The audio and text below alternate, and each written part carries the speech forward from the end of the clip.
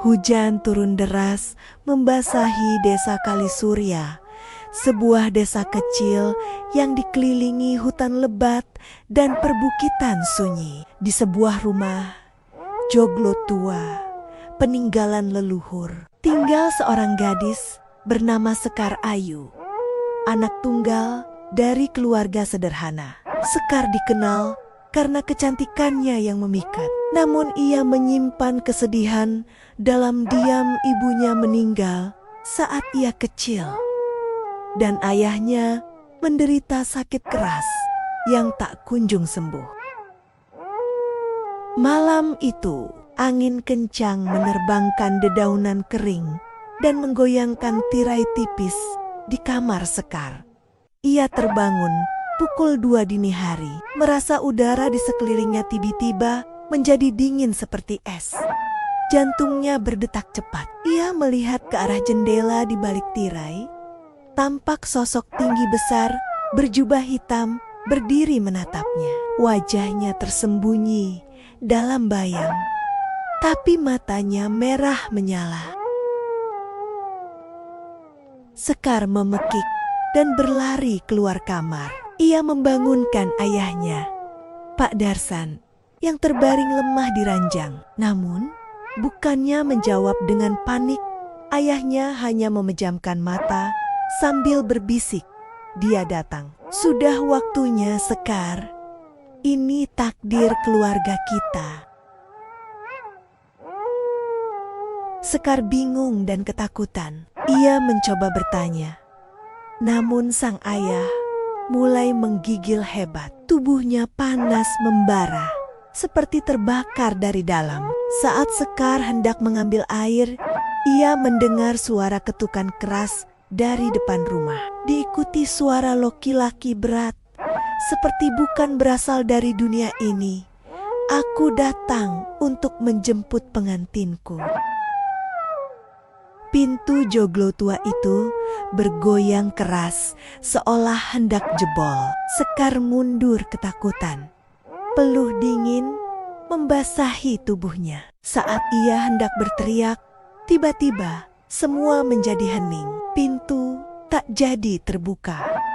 Angin berhenti, lampu minyak padam. Ketika Sekar menyalakan kembali lampu, ia melihat sebuah benda diletakkan di depan pintu. Sebuah sesajen dengan kelopak mawar hitam, rambut manusia yang dikepang, dan cincin emas tua yang tampak berkarat darah. Di dalamnya ada secari kertas yang ditulis dengan huruf Jawa kuno. Pak Lurah yang dipanggil keesokan harinya membaca tulisan itu dengan suara bergetar. Pengantin telah dipilih. Malam purnama besar, ia akan menjadi milik Kakang Jangkung, penguasa hutan larangan. Tolak, maka nyawa akan ditukar. Desa pun geger. Banyak warga percaya Sekar telah ditandai oleh makhluk dari dunia lain, makhluk yang konon menuntut pengantin setiap 7 windu sekali. Namun satu hal yang membuat semua semakin ngeri. Seseorang mengaku melihat ibu Sekar yang telah meninggal 15 tahun lalu berjalan malam-malam di pinggir hutan, mengenakan kebaya pengantin merah, sambil tersenyum tanpa mata. Desa Kalisurya seakan diselimuti kabut kematian sejak sesajen itu ditemukan. Hutan larangan yang selama ini dihindari warga kini terasa makin dekat, seperti bayang-bayangnya merayap masuk ke rame-rama penduduk. Pak Lurah memerintahkan warga agar tidak keluar rumah saat malam. Tapi kejadian aneh terus terjadi. Suara gamelan halus terdengar dari arah hutan setiap tengah malam. Aroma melati busuk menyelinap ke dalam rumah-rumah, terutama rumah Sekar Ayu. Sekar semakin kurus, wajahnya pucat seperti kehilangan jiwa. Ia mengaku setiap malam bermimpi berjalan ke dalam hutan, mengenakan kebaya pengantin berwarna merah tua. Dan di hadapannya berdiri sesosok pria tinggi mengenakan topeng kayu raksasa dengan mata merah menyala. Sosok itu tak bicara, hanya membuka tangannya seolah menyambutnya untuk dipeluk. Dia bilang, "Aku miliknya," ujar Sekar dengan suara datar. "Sudah sejak aku lahir," katanya. "Aku adalah warisan darah yang belum lunas." Pak Darsan akhirnya mengaku kepada Pak Lurah dan beberapa tetua desa. Dulu, nenek buyut Sekar pernah membuat perjanjian dengan sosok yang disebut Kakang Jangkung, penguasa hutan larangan, untuk menyelamatkan desa dari wabah. Sebagai gantinya, setiap 7 windu atau 56 tahun, satu gadis dari garis keturunannya harus dikorbankan sebagai pengantin iblis. Sekar adalah yang berikutnya. Namun ada yang membuat perjanjian ini jauh lebih mengerikan. Kali ini, Kakang Jangkung tidak hanya menginginkan tubuh, tapi juga jiwa Sekar untuk selamanya. Ia akan menjadi ratu arwah, penjaga pintu antara dunia manusia dan dunia gaib. Malam purnama besar pun tiba. Langit dipenuhi awan hitam, namun bulan tetap bersinar kemerahan, seperti mata yang mengintai dari balik langit. Di depan rumah Sekar, sesajen dibakar. Beberapa orang tua desa menggelar ritual tolak bala, tapi tiba-tiba api sesajen meledak dan suara gamelan terdengar sangat keras dari arah hutan.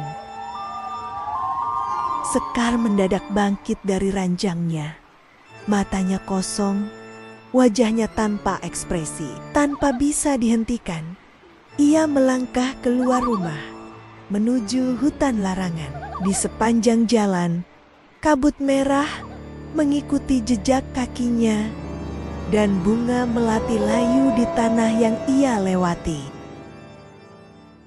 Rangga, seorang pemuda desa yang diam-diam mencintai Sekar, nekat mengejarnya. Dengan membawa keris peninggalan leluhurnya, ia mengikuti Sekar hingga ke tengah hutan, ke sebuah tanah lapang yang disebut warga sebagai alas pelaminan, tempat di mana pernikahan gaib dilangsungkan.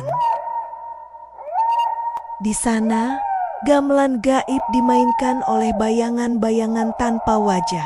Sosok-sosok wanita berpakaian pengantin berdiri di antara pepohonan. Rambut mereka menutupi wajah. Sekar berdiri di tengah lingkaran api, dan Kakang Jangkung muncul dari balik pohon beringin raksasa. Tingginya lebih dari 3 meter. Tubuhnya dibalut kain ritual dari kulit manusia, dan di wajahnya tergantung topeng besar dari kayu hitam, retak dan mengeluarkan darah hitam pekat. Saat Kakang Jangkung mengulurkan tangannya, Sekar pun bersiap melangkah maju. Namun tiba-tiba suara lantang memecah udara. "Lepaskan dia, aku yang akan menggantikannya," teriak Rangga, mengacungkan keris pusaka ke arah makhluk itu. Hutan mendadak hening. Angin berhenti. Para arwah pengantin menoleh. Kakang Jangkung menatap Rangga, lalu tertawa keras, membuat tanah berguncang. "Baik, manusia, jika kau sanggup menahan malam pengantin, maka mari kita mulai." Dan malam pun berubah menjadi mimpi buruk yang tak pernah bisa dilupakan Rangga. Langit di atas hutan larangan berubah memerah pekat, seperti luka terbuka yang menganga di angkasa. Hujan darah perlahan turun membasahi tanah. Suara gamelan gaib yang tadi lirih berubah menjadi irama keras dan kacau, seperti diselingi jeritan dan tangis perempuan. Rangga berdiri mematung di depan Kakang Jangkung, memegang keris pusaka Aratorat di tangan kanannya. Ujung keris itu bergetar, seolah menolak mendekati makhluk yang berdiri di hadapannya. Sekar Ayu tak sadarkan diri, tubuhnya tetap berdiri, tapi matanya kosong. Dari balik bibirnya mengalir darah hitam pekat, seperti ada sesuatu yang menempel di dalam dirinya. Kakang Jangkung membuka tangan kanannya yang dipenuhi sisik dan kuku panjang, lalu menunjuk ke arah Rangga. Jika kau benar ingin menggantikannya, maka masukilah lelakon panganten, ujian malam pengantin, dan keluarlah dengan nyawa dan warasmu. Seketika itu juga, tanah di bawah kaki Rangga runtuh, menelannya ke dalam pusaran hitam. Di atas ranjang kayu tua, duduk sosok wanita berkebaya pengantin merah.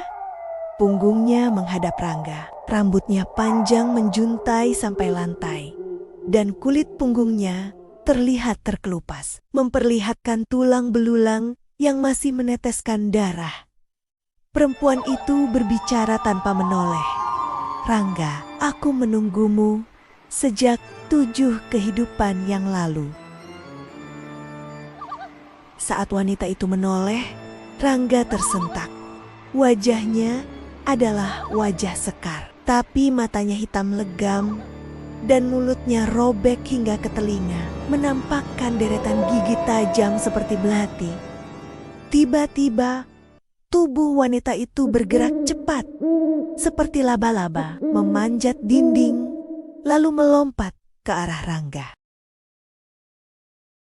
Rangga menikamkan keris pusakanya, namun tubuh itu menghilang seketika digantikan oleh arwah-arwah pengantin wanita yang muncul satu persatu dari balik dinding, lantai, dan langit-langit. Mereka berjalan mendekat sambil menangis, membawa rangkaian bunga melati yang perlahan berubah menjadi ular hidup.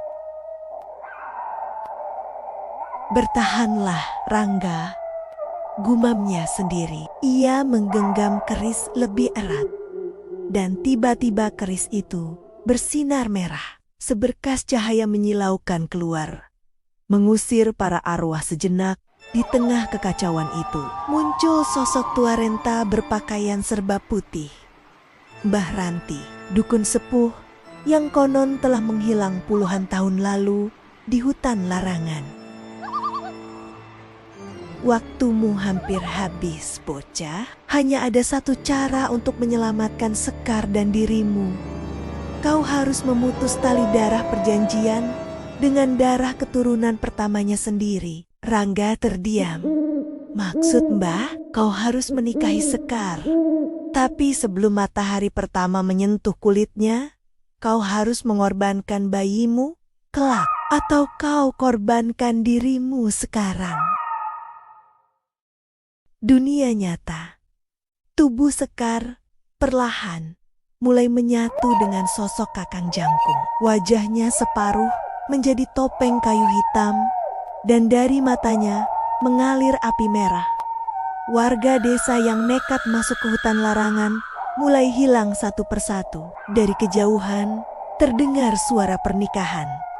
Sah, sah, sah. Namun suara itu disusul tangisan bayi dari dalam perut Sekar yang belum pernah mengandung.